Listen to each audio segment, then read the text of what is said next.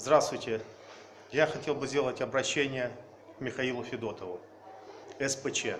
Во-первых, я хотел бы поздравить Максима Шевченко с днем рождения. Максим, поздравляю вас. С вами говорит гражданский активист и общественный деятель Республики Ингушетия. Меня зовут Урусхан Саварбекович.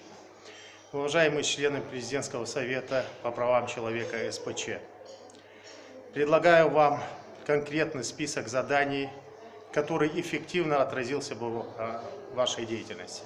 Ингуши составляет 30% населения пригородного района.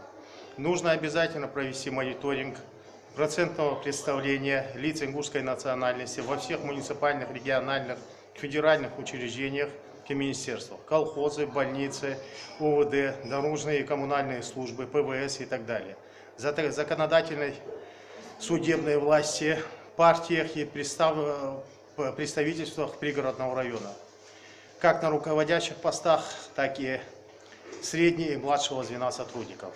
Проверить на достоверность информацию о специальной государственной программе, которая касается только лиц осетинской национальности, проживающих на территории пригородного района, включая в себя полную оплату для них государством услуг ЖКХ, газа, света, воды.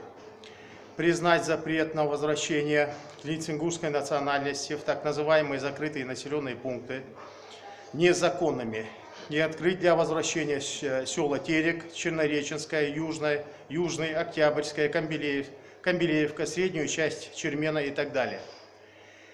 Поднять из архива и восстановить следствие по всем похищенным и пропавшим без вести лицам ингушской национальности с 15-11 месяц 1991 года. Дата принятия закона о Нацгвардии Северной Осетии. Признать границы водоохранной зоны незаконными. Признать экстремистскую теорию североосетинского превосходства над остальными народами Северного Кавказа. Привлечь к уголовной ответственности виновных лиц, которые брали в заложники лиц ингушской национальности во время конфликта, и отменить этим людям ветеранские удостоверения и удостоверения участников боевых действий. Вот в этом и будет эффект вашей работы. Это мое заявление и мое мнение. Прошу учесть его.